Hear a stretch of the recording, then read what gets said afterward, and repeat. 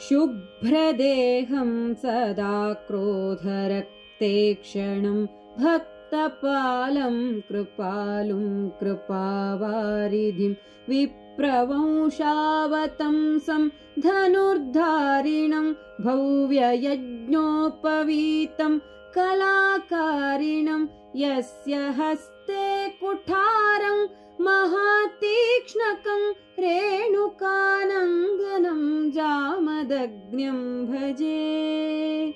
रेणुकानन्दनं जामदग्न्यं भजे।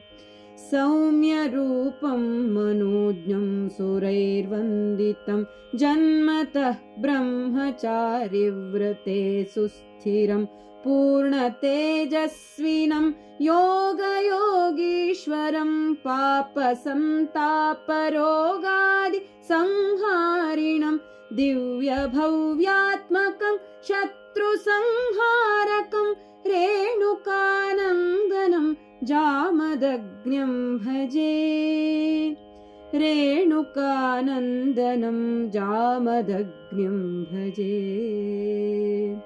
रुद्धिसिद्धिप्रदाता विधाता भुवो ज्ञानविज्ञानदाता प्रदाता सुखं विश्वधाता सुत्राताखिलं विष्टपं तत्त्वज्ञाता सदा पातु मां निर्बलं पूज्यमानं निशानाथ भासं विभुं रेणुकानन्दनं जामदग्न्यं भजे।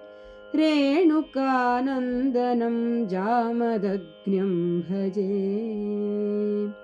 दुःखदारिद्र्यदावाग्नयेतो यदं बुद्धिजाड्यं विनाशाय चैतन्यदं वित्तमैश्वर्यदानाय वित्तेश्वरं सर्वशक्तिप्रदानाय लक्ष्मीपतिं मङ्गलं ज्ञानगम्यं जगत्पालकं रेणुकानन्दनं जामदग्न्यं भजे। रेणुकानन्दनं जामदग्न्यं भजे। यश्च हन्ता सहस्रार्जुनं हैहयं त्रैगुणं सप्त कृत्वा महाक्रोधनै दुष्टशून्याधरायेन सत्यं कृता दिव्यदेहं दयादानदेवं भजे। घोररूपं महातेजसं वीरकं रेणुकानन्दनं जामदग्न्यं भजे। रेणुकानन्दनं जामदग्न्यं भजे। मारयित्वा महादुष्टभूपालकान् येन शोणेन कुण्डे कृतं तर्पणं येन शोणीकृता शोणनाम्नी नदी स्वस्य देशस्य मूढा हताद्रोहिण स्वस्य राष्ट्रस्य शुद्धि कृता शोभन रेणुकानन्दनं जामदग्न्यं भजे। रेणुकानन्दनं जामदग्न्यं भजे।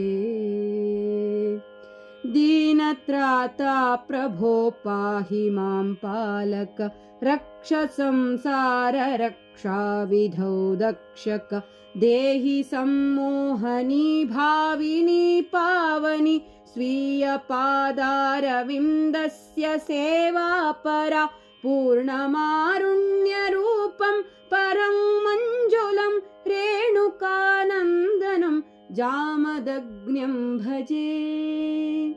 रेणुकानन्दनं जामदग्न्यं भजे।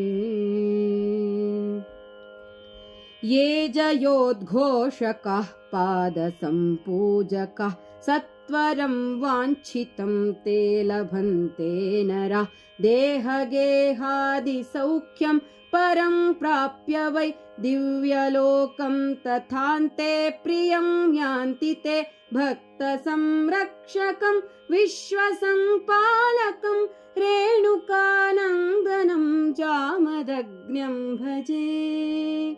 रेणुकानन्दनं जामदग्न्यं भजे रेणुकानन्दनं जामदग्न्यं भजे।